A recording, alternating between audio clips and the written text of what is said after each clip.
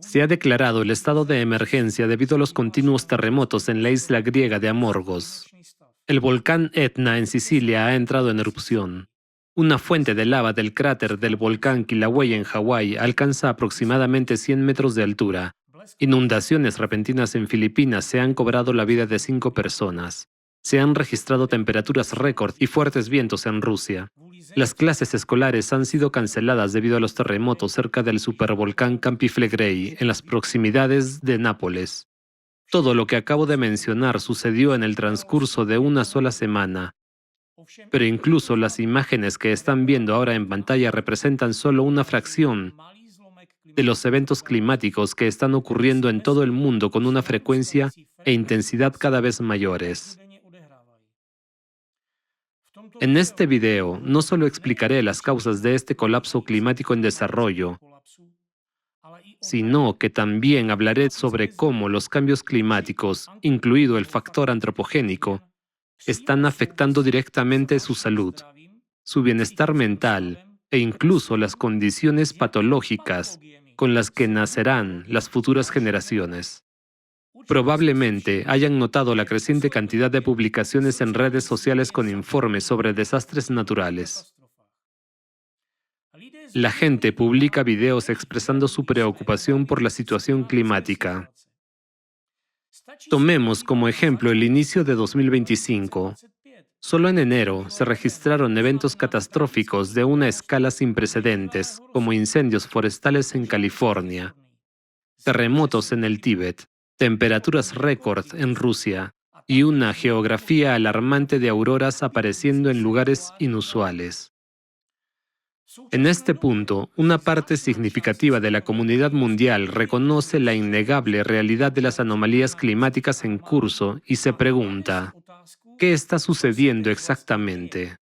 ¿Qué está impulsando los eventos climáticos extremos que toman a la gente por sorpresa cada vez con más frecuencia en todo el planeta? Términos como calentamiento global, desplazamiento de los polos magnéticos, desaceleración de la corriente del Golfo, calentamiento acelerado de los océanos y derretimiento de los glaciares se han vuelto familiares para el usuario promedio de Internet. Al mismo tiempo, mientras las personas buscan respuestas, los modelos y pronósticos climáticos que se han utilizado durante décadas para argumentar que la humanidad no se enfrenta a una amenaza grave debido a los cambios climáticos en los próximos 100 años, están demostrando ser cada vez más poco fiables. Sin embargo, existe un modelo que, durante más de una década, ha demostrado ser matemáticamente preciso en la representación de los procesos climáticos globales y el aumento de la frecuencia de desastres naturales. Este modelo no solo proporciona pronósticos climáticos que hoy se están confirmando, sino que también ofrece soluciones para la situación climática en el planeta. Este modelo está parcialmente expuesto en el informe climático presentado por Marina Obsínova, presidenta del Movimiento Internacional Social Alatra, al Papa Francisco durante una audiencia privada en el Vaticano. También fue presentado en la Cumbre Climática de la ONU COP29 de Azerbaiyán, así como en las conferencias COP16 en Colombia y en Arabia Saudita. Gracias al activo compromiso cívico de los voluntarios de Alatra, nuestra organización ha establecido sólidas alianzas con otras numerosas organizaciones, no solo en el ámbito del clima, sino también en la protección de los derechos y libertades democráticos. Después de todo, los participantes de Alatra saben por experiencia propia lo crucialmente importantes que son estos valores fundamentales para las personas en el mundo actual. Desafortunadamente, a pesar de que a nivel internacional los participantes de Alatra tienen una reputación bien establecida como ciudadanos honestos y respetuosos de la ley, que sirven desinteresadamente y de manera voluntaria no solo a los intereses de sus propios países, sino que también trabajan por un futuro seguro y sostenible para toda la humanidad, dedicando más de una década al estudio del cambio climático global, a la concienciación pública y a la búsqueda de soluciones viables para la situación actual. Nuestra organización ha enfrentado un implacable acoso mediático y persecución por parte de la organización prorreligiosa rusa Rasirs durante los últimos 11 años. Anteriormente, he hablado extensamente en mis videos sobre esta red internacional de agentes altamente coordinada y sobre quién es su líder, Alexander Dvorkin. En cuanto a la manera en que las fuerzas del orden rusas tratan amablemente a los ex voluntarios que desinteresadamente hacían todo lo posible para proteger a su país y a su gente, pueden hacerse una idea de ello en la pantalla. Pero tengan en cuenta que lo que queda fuera de cámara incluye golpizas, torturas, chantajes y persecución. Esto es solo la punta del iceberg de la impunidad con la que agentes del FSB, adoctrinados por la secta de Dvorkin, infligen sufrimiento a personas inocentes. Fue precisamente Alexander Dvorkin y su organización, una entidad que, irónicamente, cumple con todos los criterios de una secta totalitaria que él mismo definió, quienes, bajo el pretexto de servir a los intereses de la religión titular de Rusia, movilizaron a sus agentes y seguidores dentro de los medios de comunicación, los servicios de seguridad rusos y el sistema judicial para orquestar la persecución de los voluntarios de Alatra en Rusia. Esto finalmente llevó a la prohibición de la organización en el país. Un escenario similar ocurrió en Ucrania, donde un seguidor subordinado de Dvorkin, sin ocultar sus intenciones, fabricó evaluaciones periciales que sirvieron como base para el inicio de procedimientos legales contra los voluntarios de Alatra en Ucrania. Cualquier persona racional con la capacidad de evaluar críticamente la realidad se preguntaría naturalmente, ¿por qué una entidad prorreligiosa, o más bien sectaria, se enfocaría en una organización de voluntarios dedicada al análisis de datos y al estudio de la situación climática? ¿Qué hizo Alatra para merecer semejante tortura y maltrato a manos de las fuerzas de seguridad rusas? Dado lo profundamente que la secta Rasirs ha infiltrado a sus adeptos dentro del aparato estatal, ocultándose tras los intereses de la Iglesia Ortodoxa rusa y asegurando el respaldo del FSB, no es difícil ver que estas mismas agencias están siendo utilizadas para llevar a cabo la represión. ¿Pero qué desencadenó esta persecución? La respuesta es simple, aunque si la escuchan por primera vez puede sorprenderles. Siberia. Esta región está experimentando un calentamiento atmosférico a un ritmo 2 o 3 veces superior al promedio global debido a la presencia de una pluma magmática debajo de ella. Esta pluma está provocando una serie de anomalías alarmantes: el deshielo del permafrost desde abajo hacia arriba, el aumento de la actividad sísmica en los bordes de la plataforma siberiana, el ascenso de aguas subterráneas calientes a la superficie, donde los pozos literalmente hierven, incendios forestales sin precedentes que arrasan Siberia incluso bajo la nieve, y muchos otros factores. Los mismos indicadores sugieren que la cámara magmática debajo de Siberia podría erupcionar en cualquier momento, ya que esta erupción ocurra de manera repentina o gradual, similar a las gigantescas erupciones de los traps siberianos hace 250 millones de años. Las consecuencias serían catastróficas no solo para Rusia, sino para todo el planeta. Pueden encontrar un análisis más detallado sobre esto en uno de mis videos anteriores en el canal. Hace más de 10 años, esta información proveniente de la parte clasificada del informe climático, información que, al parecer, los voluntarios de Alatra asumieron la responsabilidad de hacer llegar a ciertas personas con el poder de influir en decisiones geopolíticas y macroeconómicas, se convirtió en la razón de la campaña de acoso y persecución contra los voluntarios de Alatra. No es difícil sumar 2 más 2 y ver los intereses y las ambiciones de quienes se verían directamente afectados en caso de una erupción magmática en la región siberiana. ¿Recuerdan qué minerales posee Siberia? Permítanme recordárselo. Solo en Siberia Oriental se encuentra aproximadamente el 80% del carbón de Rusia. el 37% de sus reservas de oro, el 97,33% de sus metales del grupo del platino y muchos otros minerales valiosos. Siberia no solo proporciona la mayor parte de la extracción de metales preciosos de Rusia, desde níquel y cobre hasta oro y plata, sino que también almacena el 20% de las reservas de agua dulce del mundo. Hasta hace poco, el gobierno ruso consideraba esta región como estratégicamente crucial para el crecimiento económico del país.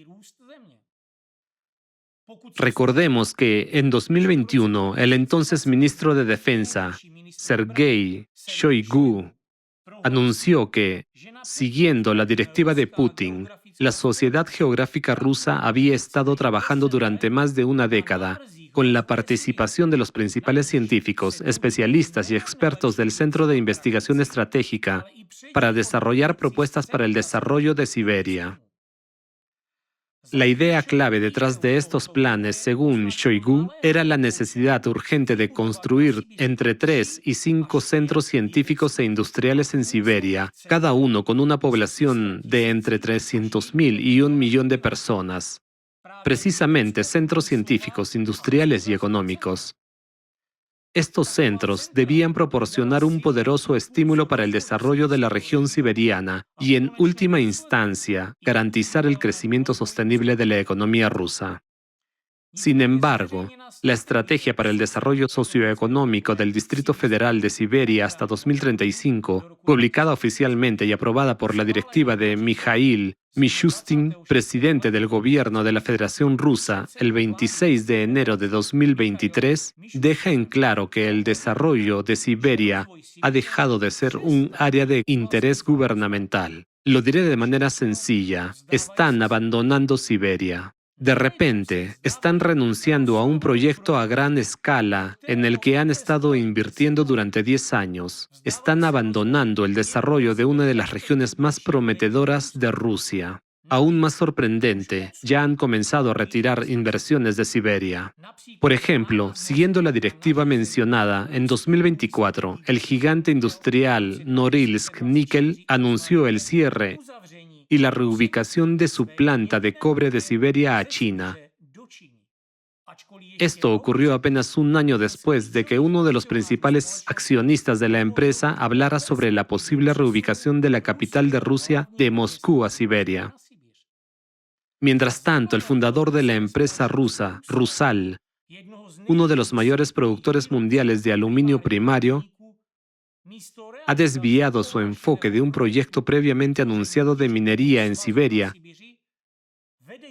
y ahora está negociando para establecerlo en países de Asia Central. Además, en 2024, se cerraron 8 empresas mineras de carbón en Kuzbás. Mientras tanto, para el desarrollo del Ártico y el Lejano Oriente, se creó un ministerio independiente, junto con múltiples comisiones, organizaciones y estructuras administrativas. El gobierno está haciendo todo lo posible para atraer inversores, desde grandes corporaciones hasta pequeños empresarios, y está asignando importantes recursos financieros a estas regiones. Entonces, ¿qué ocurrió entre 2021 y 2023 para que el enfoque pasara repentinamente del prometedor Distrito Federal de Siberia al prometedor Ártico y Lejano Oriente? Para comprenderlo, debemos observar la ubicación geográfica de estas regiones. Aquí está Siberia. Ahora, echemos un vistazo a la ubicación del supuesto centro de la pluma magmática. Se encuentra en una zona al norte de la meseta de Putorana, aproximadamente a 225 kilómetros al noreste de Norilsk. Y aquí, en el mapa, están el Ártico y el Lejano Oriente. Es evidente que simplemente están tratando de mantener sus activos en la periferia del país. Además, hay otro hecho que ayuda a esclarecer la situación. Desde 2021, los voluntarios de Alatra han estado advirtiendo públicamente sobre el peligro de la pluma siberiana. Y el 4 de septiembre de 2023, el científico estadounidense, el Dr. Egon Cholakian, publicó un llamado de emergencia en video titulado Rusia, amenaza real, en el que llamó la atención pública sobre el aumento del calor endógeno en las profundidades de Siberia y el crecimiento exponencial de las anomalías de temperatura en esta región. Sus declaraciones se basaron en datos de un artículo revisado por investigadores de la Academia de Ciencias de Rusia. Permítanme recordarles que, solo unos meses después, como mencioné anteriormente, Mikhail Mishustin emitió una orden oficial. Es evidente que Rusia llevó a cabo sus propios cálculos que confirmaron las conclusiones sobre las cuales ya en 2014 los especialistas de Alatra les habían advertido en la parte cerrada del informe. Por lo tanto, si conocen la amenaza, seguramente también saben que existe una solución a este problema. El doctor Egon Cholakian, yo mismo y otros participantes de Alatra hemos abogado incansablemente por una desgasificación planificada y controlada de la pluma magmática siberiana, que puede llevarse a cabo con un riesgo mínimo. Después de todo, es posible tomar en cuenta todos los datos de observación disponibles recopilados en esta región, calcular y gestionar la desgasificación, y de este modo prevenir una catástrofe, no solo para Rusia, sino para todo el mundo. Sí, existen riesgos, pero con los cálculos adecuados realizados por expertos, esos riesgos son mínimos. Porque en el mejor de los casos, y el más probable, solo entre 5 y 7% del territorio de Rusia se verá afectado durante la desgasificación planificada. Incluso si surgieran complicaciones en las etapas posteriores del proceso, solo entre el 25 y el 30% del territorio del país se perdería. Estas serían pérdidas mínimas si se garantiza la evacuación temprana de la población de la región, en comparación con la amenaza de una erupción repentina e incontrolada de la pluma magmática bajo Siberia, cuando en los primeros segundos la erupción devastaría la zona de primer radio, incluyendo ciudades como Norilsk, Dudinka y Talnaj. Y durante la primera o segunda hora, la zona de segundo radio quedaría destruida, afectando territorios como el distrito autónomo de Yamalo-Nenets, la península de Taimir, partes del distrito autónomo de Khanty-Mansisk, el norte de la región de Krasnoyarsk, el oeste de Yakutia y el noreste de la Rusia europea. En cuanto a la zona del tercer radio, cubre la mitad de la superficie terrestre, es decir, el 50% del planeta. En los primeros días tras la erupción, la caída de cenizas acabaría con la vida en Rusia, Asia, Europa, la península arábiga, el norte de África y América del Norte. Sin embargo, una semana después, la ceniza letal alcanzaría Australia, América del Sur e incluso la Antártida. Cuando se alinean los hechos de que existe una amenaza seria, pero también una solución, surge una pregunta razonable. Si están reubicando proyectos multimillonarios fuera de Siberia, con la esperanza de preservar sus activos y riquezas a lo largo de las fronteras del país o en el extranjero, lo más lejos posible de Siberia, esto significa que saben sobre la amenaza de la pluma siberiana. Y si lo saben, ¿por qué no llevan a cabo la desgasificación ni advierten al pueblo ruso sobre esta amenaza? Quienes ven mis videos saben que estoy acostumbrado a hablar el lenguaje de los hechos. Así que perdónenme por ser directo. No están informando a la población rusa, especialmente a quienes viven en Siberia, sobre la amenaza porque les importa más su propio dinero y poder. Porque ninguna persona en su sano juicio se quedaría a vivir en un territorio que, como un polvorín, puede explotar en cualquier momento. Si la gente supiera la verdad, no es que solo huirían de Siberia, sino que hasta cualquier tonto se escaparía de Rusia, aunque fuera a pie. Es mejor pasar hambre lejos de Rusia, pero estar vivo. Sin embargo, Para quienes se benefician de la extracción del petróleo y gas, no les conviene financieramente que esta información se haga pública. Después de todo, la gente abandonaría estos territorios peligrosos y entonces, ¿quién generaría dinero para aquellos que en silencio están enviando a sus hijos y familias al extranjero, lejos de Siberia? Por esta misma razón, la población rusa sigue sin conocer los riesgos reales, mientras la maquinaria de propaganda estatal se pone en marcha a toda velocidad para asegurarse de que la gente permanezca en la ignorancia, generando dinero para los poderosos hasta el último momento. Esta es la dura realidad de la vida y del mundo en el que vivimos.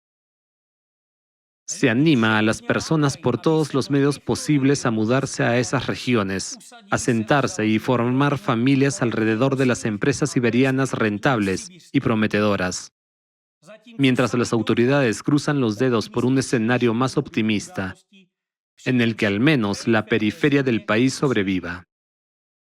Así que, cuando se trata de atraer personas a Siberia para trabajar en las empresas y generar beneficios, declaran que Siberia es prometedora. Pero cuando se trata de invertir, Siberia ya no es tan prometedora. Esta es la razón detrás de la reciente avalancha de artículos rusos que supuestamente refutan la información sobre la pluma siberiana y critican las declaraciones del doctor Egon Cholakian. Alegan que los datos que utiliza en sus advertencias son cuestionables. Sin embargo, esos periodistas deliberadamente omiten el hecho de que en uno de sus videos más recientes se basó en trabajos científicos y estudios realizados por científicos rusos en particular. Después de todo, siendo una persona altamente inteligente, a diferencia de los científicos citados en tales artículos, el doctor Cholakian probablemente enfatizó este punto a propósito, sabiendo perfectamente cómo funciona la desinformación en Rusia y que cualquier mención de expertos extranjeros sería automáticamente tachada de propaganda. No es sorprendente que cuestionen la competencia de sus propios expertos, especialmente a la luz de una nueva ley que entrará en vigor el 1 de septiembre de 2025. Ahora, los científicos y universidades rusas estarán oficialmente obligados a coordinar cualquier proyecto científico internacional con el FSB. Esto se aplicará al intercambio de datos, investigaciones conjuntas e incluso a publicaciones escritas en coautoría con colegas extranjeros. No es difícil imaginar qué les ocurrirá a quienes no coordinen sus actividades con los servicios especiales rusos, considerando cómo estos ya persiguen y reprimen a organizaciones e individuos que resultan incómodos para las autoridades, etiquetándolos como indeseables, extremistas y agentes extranjeros. Espero que esto ayude a responder una pregunta que muchas personas se hacen cuando escuchan por primera vez sobre la amenaza de la erupción de la pluma magmática bajo Siberia. ¿Por qué los científicos y los medios rusos guardan silencio al respecto? Bueno, como pueden ver, no guardan silencio. Pero desafortunadamente, no guardan silencio solo aquellos que han sido adoctrinados por la secta de Dworkin y lo hacen dentro de los límites de la retórica propagandística impuesta por el gobierno ruso. Sin embargo, es fácil comprender a los científicos que callan. Dadas las tendencias represivas en Rusia, directamente comparables a las purgas de 1937, es poco probable que alguien quiera verse envuelto en problemas con el FSB. Se puede encontrar información en Internet sobre el encarcelamiento de investigadores siberianos especializados en diversas áreas de la ciencia. Por ejemplo, en el verano de 2022, 3 científicos fueron detenidos simultáneamente. El caso más dramático fue el arresto de un científico del Instituto de Física del Láser de la sucursal siberiana de la Academia de Ciencias de Rusia y de la Universidad Estatal de Novosibirsk. Fue sacado directamente del hospital, donde estaba conectado a tubos y sueros, luchando contra un cáncer de páncreas en etapa 4. Lo transportaron en avión a la prisión de Lefortovo, donde murió 2 días después en un hospital cercano al centro de detención preventiva. Así que no es sorprendente que en los medios rusos se encuentren mensajes sobre la pluma siberiana como «No hay de qué preocuparse. o la situación en Siberia está bajo vigilancia y control. No esperen ninguna advertencia real sobre la amenaza. Si el gobierno ruso realmente se preocupara por su gente, conociendo toda esta información, lo justo y correcto sería informar a la población de Siberia, evacuar a las personas y llevar a cabo la desgasificación. En lugar de eso, están evacuando en silencio sus inversiones de la región y para encubrirlo, sutilmente sugieren que en Siberia ya no queda nada valioso, excepto carbón. Básicamente, eso es exactamente lo que están haciendo ahora mismo. Para estos tontos que afirman que los datos utilizados por Egon Cholakian son incompetentes y que la pluma magmática bajo Siberia no representa una amenaza, tengo una propuesta sencilla. Si no hay peligro y esta prometedora región recibe a la población con los brazos abiertos, ¿por qué toda la élite y el liderazgo de Rusia no se mudan allí ellos mismos?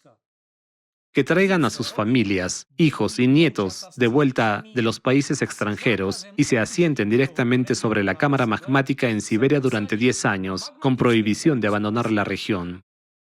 De hecho, podrían proporcionarse condiciones bastante cómodas. Después de todo, cuando tienen todo el país en su bolsillo, podrían incluso construir otro Dubái en el pleno corazón de Siberia. Entonces, todo el país vería esto y dejaría de temer el peligro, mientras que nosotros, los voluntarios de Alatra, resultaríamos estar equivocados. ¿Qué les parece esta sugerencia? Sin embargo, aparte de los planes para desarrollar el Ártico y el Lejano Oriente, así como la retirada de inversiones del Distrito Federal de Siberia, no están tomando ninguna otra medida. Así que saquen sus propias conclusiones sobre qué es lo que realmente les importa al liderazgo ruso. Les importa el dinero y asegurar un futuro supuestamente seguro para ellos mismos, sus hijos y nietos, mientras les siga generando beneficios. Seguirán actuando de la misma manera. Para ocultar la verdad, les resulta más fácil y conveniente etiquetar como enemigos y saboteadores a quienes llevan más de 10 años alertando sobre este problema y tratando, por todos los medios posibles, de advertir a la gente sobre el peligro, incluidos sus propios compatriotas. Pero la pregunta es, ¿de quiénes son realmente enemigos y saboteadores? La organización Allatra fue declarada indeseable en Rusia hace más de un año y medio, y a pesar de la suspensión de sus actividades en el país, los ex voluntarios siguen siendo perseguidos, brutalmente torturados y acosados. Les rompen las narices y las costillas, los golpean y los intimidan. ¿Por qué? ¿Por intentar advertir a los rusos sobre el peligro y preocuparse por el bienestar de todo el mundo? Probablemente sea más barato financiar las actividades de la secta Razirs y sus seguidores, que persiguen a los voluntarios de Alatra, que organizar la evacuación de la población y una desgasificación planificada de la pluma siberiana. No obstante, mientras intentan limitar la labor de los científicos y silenciar a los voluntarios de Allatra, que alertan sobre la posible explosión de la pluma siberiana, con la esperanza de un futuro despreocupado para ellos y sus familias, están ignorando otro peligro igual de grande. Y ahora, vamos a hablar de ello. Supongamos un escenario hipotético en el que ni ocurre un impacto hidráulico en la fosa de las Marianas, ni la erupción de la pluma magmática en Siberia. Sin embargo, existe otra catástrofe, de la cual aquellos que se esfuerzan tanto en ocultar la verdad parecen completamente ignorantes, debido a su incompetencia y falta de visión. Y esta no es una amenaza futura, sino un proceso desastroso que ya está ocurriendo en este mismo momento. Estoy hablando de la contaminación por micro y nanoplásticos, un problema que representa un peligro inminente tanto para la Tierra en su conjunto como para cada ser humano. Solo consideremos la magnitud del impacto. Cada año se desechan alrededor de 400 millones de toneladas de residuos plásticos en todo el mundo. De esa cantidad, entre 8 y 12 millones de toneladas de nuevos residuos plásticos terminan en el océano. Actualmente ya hay entre 75 y 199 millones de toneladas de plásticos en los océanos del mundo, y la mayoría de estos fragmentos se encuentran en el fondo del océano. Les recomiendo encarecidamente ver este documental, Factor antropogénico en la muerte del océano. Una amenaza aún mayor para la humanidad es la capacidad de las partículas diminutas de plástico para infiltrarse en cada capa del entorno: el suelo, el agua, el aire y, en última instancia, el cuerpo humano. La contaminación del agua y la atmósfera con micro y nanoplásticos ya está teniendo un impacto significativo, no solo en el clima de la Tierra, alterando el ciclo de agua y calentando aún más los océanos moribundos, sino también ingresando al cuerpo humano, lo que provoca consecuencias aterradoras. Para el clima de la Tierra, la presencia de nanoplásticos en el océano provoca un fallo catastrófico en los mecanismos naturales de transferencia de calor, lo que puede contribuir al aumento de la temperatura de todo el océano. En términos simples, los océanos del mundo, en su estado natural, funcionan como un sistema de enfriamiento masivo, una especie de aire acondicionado planetario capaz de regular la temperatura de la Tierra al liberar exceso de calor a la atmósfera. Y uno de los factores clave que ha desencadenado el colapso global en la termorregulación oceánica, afectando así todo el sistema climático del planeta, es la contaminación del océano por factores antropogénicos, incluidos los plásticos. Para los seres humanos, la penetración de los micro y nanoplásticos en el cuerpo es tan catastrófica como su impacto en el clima. Estudios recientes confirman de manera consistente la capacidad de los nanoplásticos para atravesar la barrera hematoencefálica y señalan la presencia de MNPS, micro y nanopartículas, en diversas muestras biológicas humanas, incluyendo sangre, leche materna, semen, lavado broncoalveolar, placenta, tanto en el tejido materno como en el fetal, y varios otros órganos. Varios estudios indican que los MNPS pueden potencialmente causar inflamación, trastornos celulares y genotoxicidad en las células humanas. Además, estudios en animales han demostrado que los MNPS provocan un aumento del estrés oxidativo, inflamación y cambios metabólicos, lo que lleva al daño celular y, en última instancia, afecta la homeostasis de los tejidos y el organismo en diversas especies animales. Pero otro estudio reciente es especialmente alarmante. Científicos de la Universidad de Nuevo México, Estados Unidos, descubrieron que las muestras de tejido cerebral de individuos sanos en 2022 contenían más nanoplásticos que muestras similares de 2016. Según el autor principal de la investigación, Matthew Campen, la concentración promedio de microplásticos en el tejido cerebral fue de 4.800 microgramos por gramo, lo que equivale aproximadamente al 0,48% de la masa del cerebro. Tómense un momento para reflexionar sobre esto. Los nanoplásticos no solo ingresan al cuerpo humano, sino que se acumulan en el tejido cerebral. Un estudio publicado en la revista Neuroscience demostró que la exposición de ratones a nanoplásticos en la etapa de embrión, después del nacimiento, en la infancia, la adolescencia y la adultez, provocó alteraciones en la actividad neuronal en la corteza prefrontal y la amígdala, regiones del cerebro asociadas con el sistema dopaminérgico. Estos cambios indican que los nanoplásticos pueden afectar los procesos neurofisiológicos relacionados con la regulación emocional y la función cognitiva. En otras palabras, las partículas más diminutas de plástico interfieren con la capacidad del cerebro para funcionar correctamente. Para comprender la gravedad de esta situación y las consecuencias de este fenómeno, examinemos dos gráficos estadísticos que muestran tendencias ascendentes del periodo anterior, de 1970 a 2018. Incluso ahora es evidente una correlación inquietante entre el aumento de los nanoplásticos en el medio ambiente y el cuerpo humano, y la creciente prevalencia de los trastornos del espectro autista. El primer gráfico ilustra el crecimiento de la producción y el uso del plástico, mientras que el segundo gráfico, que cubre el mismo periodo, muestra el aumento en la prevalencia del autismo. Lo que en 1970 era una condición rara afectando a 1 o 2 de cada 10.000 niños en Estados Unidos, aumentó de 1 de cada 59 niños en 2018. Según información más reciente del CDC, en 2023 la prevalencia había aumentado aún más, llegando a 1 de cada 36 niños.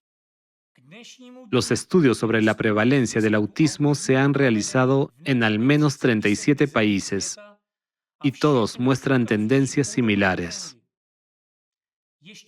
Otro hecho nos lleva a reflexionar seriamente sobre la relación entre los efectos de los nanoplásticos en el cuerpo y el aumento en la prevalencia del autismo.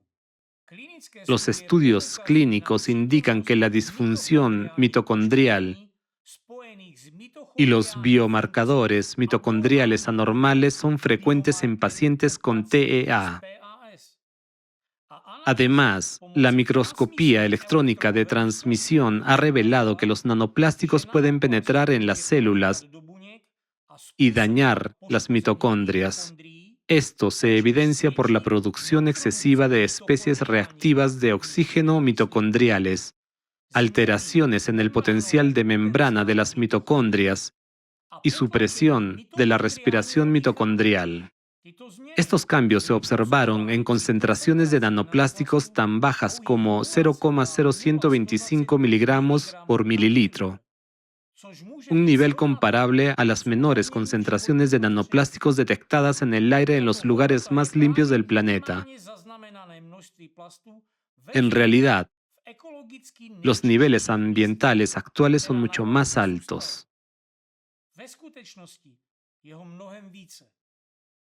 Así pues, las mitocondrias son fundamentales para la formación de neuronas y sinapsis. Su disfunción en niños con TEA se correlaciona con retraso en el desarrollo del habla, deterioro cognitivo e hipersensibilidad sensorial. Al dañar las mitocondrias, los nanoplásticos podrían plausiblemente desencadenar o agravar estas alteraciones neurológicas, particularmente durante periodos críticos del desarrollo cerebral. En términos simples, las diminutas partículas de plástico pueden estar afectando las plantas de energía de las células mitocondrias, lo que es especialmente peligroso para el cerebro, particularmente en la infancia, al interrumpir la formación de conexiones neuronales.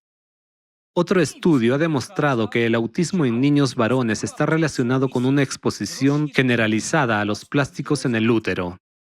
El BPA, comúnmente presente en botellas de plástico y envases, ha generado preocupación entre los científicos desde hace tiempo debido a su capacidad para alterar el equilibrio hormonal del cuerpo. Este compuesto imita el estrógeno, influyendo en el crecimiento fetal, el desarrollo y otras funciones fisiológicas. Un nuevo estudio realizado por la profesora Anne-Louise Ponsonby y la doctora Hua-Chin Boom ha indicado que el BPA podría interferir en el desarrollo cerebral de los niños, afectando la enzima aromatasa, que es esencial para la formación de neurohormonas. Ahora, reflexionemos sobre lo que sugieren todos estos hallazgos. Dado el aumento constante en la prevalencia de autismo en niños en las últimas décadas, como se mostró anteriormente, y su correlación con el crecimiento del consumo de plástico y la contaminación del medio ambiente y del cuerpo humano, hay razones para creer que, en solo una generación, 1 de cada 2 niños podría nacer con autismo, a menos que se tomen medidas efectivas para mitigar la contaminación por nanoplásticos. Otro factor que apunta a pronósticos desalentadores para las generaciones actuales y futuras solo agravará este fenómeno. Debido al aumento de las temperaturas, el océano ha comenzado a emitir CO2 en lugar de producir oxígeno, lo que a su vez altera el equilibrio hídrico del planeta en la atmósfera. Las perturbaciones en el ciclo del agua conducirán inevitablemente a desequilibrios en el intercambio de gases, agotando gradualmente el oxígeno atmosférico. Todo esto desencadenará procesos irreversibles de degradación en las poblaciones humanas, ya que el aumento de las concentraciones de CO2 impacta directamente en la función cognitiva. Sin embargo, hay una característica clave del plástico que la investigación aún no ha enfatizado lo suficiente. Este factor podría estar relacionado con el aumento de la prevalencia de enfermedades incurables, a pesar de los avances en la atención médica y la tecnología. Los médicos se enfrentan cada vez más a una realidad inquietante. Las enfermedades diagnosticadas ya no responden a los tratamientos que antes eran efectivos. ¿Por qué creen que sucede esto? Además, los casos de Alzheimer de inicio temprano son cada vez más frecuentes. Los síntomas iniciales ahora aparecen en personas de tan solo 20 años. Asimismo, en los últimos 30 años, la incidencia global de accidentes cerebrovasculares ha aumentado en un 70%, y esta condición también se está volviendo notablemente más frecuente en personas jóvenes. Diferentes tipos de accidentes cerebrovasculares están ocurriendo con mayor frecuencia en personas menores de 55 años. La mortalidad global por infecciones fúngicas también se ha duplicado en la última década. ¿Y qué hay de las sensaciones de pesadez en el cuerpo, mareos, dolores de cabeza, fatiga crónica? ¿Les suena familiar? Miren lo que está ocurriendo ahora mismo. El más mínimo cambio en la actividad solar y de repente todo el mundo habla de sentirse mal. ¿Qué nos dice esto? Nos indica que el cuerpo mismo está fallando. Sí, los humanos siempre han sido sensibles a ciertas fluctuaciones atmosféricas y a la actividad solar, pero ahora esto se observa en todas partes, incluso en jóvenes y niños. ¿Recuerdan haber sentido esto cuando eran niños? Entonces, ¿por qué los niños experimentan estas condiciones hoy en día? Porque esto indica que el cuerpo está afectado y ya no está funcionando correctamente. ¿Qué sucede cuando una onda de energía como una erupción solar impacta la Tierra? Desde un punto de vista energético, sí, más partículas nos alcanzan, porque en primer lugar el campo electromagnético de la Tierra se ha debilitado, lo que permite que más de esta energía penetre. Pero ¿qué tipo de electricidad comienza a dominar en la atmósfera y en nosotros como parte de ella? Es una electricidad similar a la carga estática, que se acumula en las nanopartículas, aumentando su densidad de carga. Y esta es la función más terrible, peligrosa y patogénica de los nanoplásticos. Son especialmente activos debido a su capacidad de generar y retener carga estática. Si volvemos a los datos sobre los niveles de nanoplásticos en la sangre humana, los tejidos corporales, las células y el cerebro, entonces la capacidad de los nanoplásticos para generar y acumular carga estática afectará el equilibrio del pH del cuerpo e interferirá con la función celular, lo que a su vez provocará acidificación y mutaciones. Las altas concentraciones de nanoplásticos en el tejido cerebral humano son especialmente alarmantes.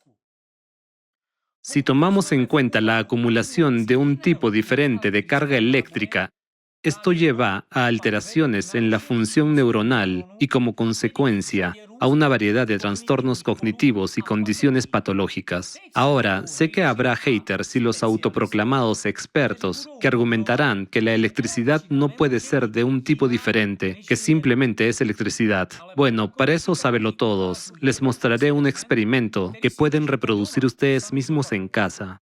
Para este experimento necesitarán un vaso, una ficha o moneda, un fósforo y una pajita de plástico. Primero, hay que frotar la pajita de plástico contra lana o cabello.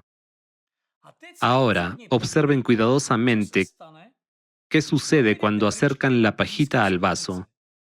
Algunos sabelotodos podrían afirmar que esto forma un toro electromagnético. Sí, es precisamente este efecto toroidal el que me permite levantar el fósforo durante la rotación. Esto demuestra que la electricidad estática es mucho más dañina y destructiva que la electricidad generada. Es destructiva, incluso afecta a los dieléctricos. En cuanto a la capacidad de los nanoplásticos para acumular cargas estáticas, y enfatizo cargas estáticas, el plástico, que también es un dieléctrico, ejerce una influencia altamente destructiva sobre las células e incluso sobre las estructuras genéticas. Este tipo de electricidad es completamente diferente de la electricidad generada y posee características distintas. Ahora, incluso si tomo dos cables de un enchufe eléctrico y aumento el voltaje a 1000 voltios, el fósforo permanecerá inmóvil. Incluso si tomo el imán de neodimio más potente, capaz de sacar una nevera de casa, la cerilla ni siquiera se moverá. Este es un experimento simple, pero no puede replicarse con ningún otro tipo de electricidad, solo con la electricidad estática, que se acumula y atraviesa libremente los dieléctricos, incluido el plástico. Ahora, imaginen lo que sucede en nuestros cuerpos cuando esta electricidad patógena se acumula y ejerce sus efectos destructivos. Espero que este experimento simple y directo les ayude a comprender y reflexionar sobre por qué se sienten tan mal, por qué las erupciones solares desencadenan reacciones fisiológicas tan intensas, y por qué tantas enfermedades siguen siendo intratables para la medicina moderna. Y lo más importante, que les ayuden a darse cuenta de las consecuencias catastróficas de la contaminación por nanoplásticos para la humanidad, más allá de su impacto en el clima de la Tierra. Anteriormente mencioné datos que muestran la presencia de nanoplásticos en las células espermáticas, en la placenta materna y fetal y en la leche materna. Por supuesto, dados estos hechos, no es difícil sacar conclusiones sobre las tendencias desalentadoras y el brusco aumento de los trastornos del espectro autista en los niños. Y créanme, este es un problema que ni un estilo de vida saludable, ni la llamada alimentación saludable, ni las ecogranjas personales, ni reemplazar el plástico con alternativas artesanales puede resolver. Ya no existe tal cosa como comida sana. Tanto la zanahoria que comes en una dieta crudívora, como un trozo de carne, el ave o el pescado, todos contienen una enorme cantidad de nanoplásticos. En cuanto a los viajes familiares al mar con niños, que muchos consideran una forma de prevenir enfermedades y mejorar la salud, en el mundo actual contaminado con nanoplásticos, deberían percibirse más bien como una forma de adquirir nuevas enfermedades. Vivir junto al mar ahora es más peligroso, porque la evaporación en estos climas solo agrava la situación. Así que, además de consumir nanoplásticos a través de los alimentos, también los inhalamos y nadamos en ellos. Y no olvidemos que los nanoplásticos pueden incluso penetrar la piel. Después de nadar, cuando nos acostamos para tomar el sol, creamos las condiciones perfectas para que estas partículas se infiltren en nuestro cuerpo, ya que se produce una reacción química natural con liberación de energía. Además, se acumula carga estática, que interfiere aún más con los sistemas del cuerpo. De este modo, la física comienza a influir en la química de nuestro organismo, contribuyendo al desarrollo de numerosas enfermedades. Así que ir a la playa para respirar aire fresco del mar o al bosque ya no es más beneficioso que pararse junto al reactor de Chernóbil para recibir una supuesta dosis de radiación saludable. Y este problema solo está empeorando. La situación será mucho peor. Preveo que, después de esta información, algunas personas dirán, ¿y ahora qué? ¿Ya no podemos ir a la playa? Por supuesto que pueden ir. También pueden visitar Chernóbil. Incluso hay tours guiados. Pero el hecho sigue siendo el mismo. Las concentraciones de nanoplásticos son mucho más altas en los bosques y en las zonas costeras que en las ciudades. A estas alturas, los gases de escape de los automóviles resultan más saludables y seguros que el aparentemente limpio y fresco aire del océano o del bosque. Cuantos más nanoplásticos se acumulen en el cuerpo, mayor será su impacto. Ya están cruzando la barrera hematoencefálica, causando trastornos que la medicina moderna no sabe cómo tratar. En solo unas pocas generaciones, nuestros nietos y bisnietos nacerán con condiciones patológicas que hoy ni siquiera podemos imaginar. Esa es la dura realidad de la que nadie habla en las altas tribunas. Aunque existen numerosos estudios científicos que confirman todo lo que estoy diciendo. Cuantos más nanoplásticos se acumulen en el cuerpo, más enfermedades habrá, desde trastornos autoinmunes comunes hasta cáncer y demencia. Y ahora conocen la verdadera causa de estas enfermedades. Ya se han realizado muchas investigaciones y mucho ha sido comprobado. ¿Por qué no hablan de esto desde las altas tribunas? Porque no saben qué hacer al respecto. Lo mismo que el liderazgo ruso, que simplemente ha abandonado Siberia porque la solución al problema de la pluma siberiana mediante la desgasificación planificada no es rentable y resulta costosa, aunque sus acciones sean equivocadas y sepan qué hacer. Lo mismo ocurre aquí. Limpiar la tierra, incluido el aire y el océano, de plásticos es demasiado costoso. Por lo que para algunas personas es más fácil aceptar que sus hijos y nietos nacerán con condiciones patológicas, igual que los nuestros. Esto ya está ocurriendo, y en el futuro solo se agravará, y de manera muy acelerada. Esta bola de nieve está creciendo ahora mismo, y con cada giro, se acerca cada vez más a una catástrofe que no se puede ignorar. Entonces, ¿qué harán al respecto? Solo imaginen la magnitud del impacto. ¿Es la humanidad capaz de enfrentarlo? Sí, lo es. La humanidad es capaz de resolver este problema. Las soluciones existen, pero son escandalosamente costosas y no precisamente rentables para quienes tienen el poder de tomar decisiones. Así que al final el dinero resulta ser más importante que incluso sus propias vidas. Es una paradoja que no sabemos cómo resolver. Tal vez ustedes lo saben. Durante más de 30 años, los científicos de Alatra han estado observando y estudiando los cambios climáticos y geodinámicos, además de los principales problemas asociados con el desplazamiento del núcleo de la Tierra, el aumento de la energía endógena debido a la influencia externa sobre el núcleo, la amenaza de un impacto hidráulico en la fosa de las Marianas y la erupción de la pluma magmática en Siberia. También notaron los efectos de otros factores en el clima, incluida la contaminación antropogénica por plásticos. Este es el resultado del enfoque interdisciplinario de investigación en el que siempre se ha basado a Alatra. Estos hechos fueron establecidos hace 20 años gracias a una persona que identificó la causa raíz del cambio climático.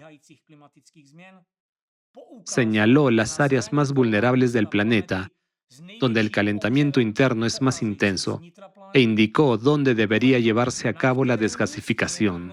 También enfatizó la necesidad urgente de la implementación masiva de generadores atmosféricos de agua, GAA, para limpiar la atmósfera y los océanos de plásticos. Si en ese momento se hubieran escuchado sus palabras, la humanidad habría podido prevenir numerosos desastres naturales, evitar que millones de personas desarrollaran diversas enfermedades patológicas e incluso frenar el rápido aumento de los trastornos del espectro autista.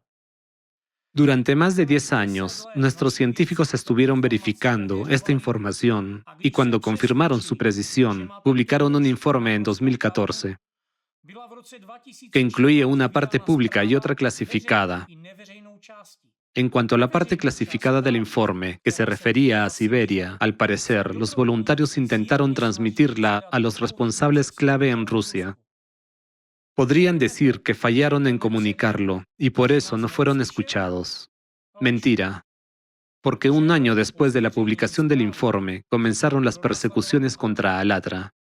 Y ahora, al plantear públicamente el tema de la pluma magmática bajo Siberia, pueden ver lo que está sucediendo como resultado. Las inversiones están siendo retiradas de Siberia y la región ha sido declarada supuestamente no prometedora. Pocas personas lo saben, pero la situación es exactamente como la he descrito hoy. Nosotros, los voluntarios de Alatra, estudiamos y realizamos investigaciones de forma continua. No solo monitoreamos las estadísticas climáticas, sino que también detectamos tendencias y analizamos las consecuencias del cambio climático y la contaminación por plásticos. Este enfoque interdisciplinario es lo que distingue a Alatra de aquellos que solo buscan recibir financiación para sus investigaciones, mientras que lo único que nosotros recibimos son órdenes de arresto y persecución por parte de los sectarios de Dworkin. Esa es la gratitud que nos dan. Sin embargo, no exigimos ni esperamos nada de nadie. La mayor gratitud y recompensa para nosotros sería que esta información llegue a personas con influencia en la geopolítica y la macroeconomía, personas que valoran a sus familias, a sus hijos y a las futuras generaciones, y que desean dejar un mundo en el que sus hijos y nietos puedan vivir felices. Si una persona de este tipo escucha nuestra información, logra influir de alguna manera en la situación global y contribuye a generar cambios, esa sería la mayor recompensa para nosotros. En cuanto a aquellos cuyas mentes ya están comprometidas por la saturación de nanoplásticos y dióxido de carbono, no esperamos nada de ellos. Sabíamos en qué nos estábamos metiendo. Pero seamos honestos. ¿Qué clase de sinvergüenza o tonto hay que ser para saber todo esto? Entender lo que les espera a sus hijos y nietos y aún así quedarse callado, esperando que alguien más lo solucione. Nadie lo hará porque a nadie le importa. Si no les pagan o no les dan dinero, ni siquiera moverán un dedo. Nos dicen, deberían ir a hablar con tal o cual persona. ¿Por qué no han contactado con ellos? Pero, ¿por qué no han ido ustedes? ¿Creen que esto no les concierne? ¿Acaso no viven en este planeta y están solo de paso? ¿Por qué nos envían a nosotros, pero no van ustedes mismos? ¿Por qué debemos hacerlo todo por ustedes? Nosotros hacemos lo que hacemos. La misión de los científicos de Alatra fue establecer las relaciones causa-efecto del cambio climático global en la Tierra y encontrar una solución a este problema. Y lo lograron brillantemente. La misión de nuestros voluntarios es llevar esta verdad a las personas, con la esperanza de que alguien con poder en la geopolítica y la macroeconomía la escuche, comprenda la gravedad de la situación y tome acción. Porque, seamos honestos, nosotros no podemos hacerlo. Me estás viendo ahora mismo. ¿Puedes hacerlo tú? No. Así que yo tampoco puedo. Pero puedo hablar, con la esperanza de que alguien esté ahí para escuchar. Si alguien cree que vamos a salir corriendo a resolver algo, está equivocado. No, nunca asumimos ese papel. No somos expertos en geopolítica ni en macroeconomía. ¿Se supone que debemos ir a Rusia y empezar a excavar en la pluma siberiana? No, gracias. Que lo manejen ellos, sin nosotros. En Rusia, la gente es detenida simplemente por ver información sobre este tema. Y si Dios no lo quiera, la comparten con alguien, pueden ir directo a la cárcel. Como si con eso la pluma fuera a desaparecer mágicamente. Esto es una cuestión geopolítica y macroeconómica. Está fuera de nuestra competencia. No somos expertos en eso. Y seamos sinceros, mucha gente es inerte, no les importa. Luego están los seguidores de Dworkin, los verdaderos sectarios de una brutal secta totalitaria que se autodenominan anticultistas, pero nos etiquetan a nosotros como sectarios para deshumanizar a los voluntarios de Alatra y asegurarse de que ustedes no nos escuchen. Ahora incluso han empezado a recular, diciendo, no somos sectarios ni anticultistas.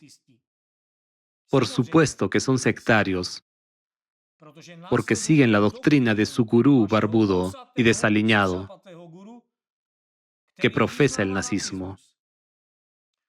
Hay una cosa buena en todo esto.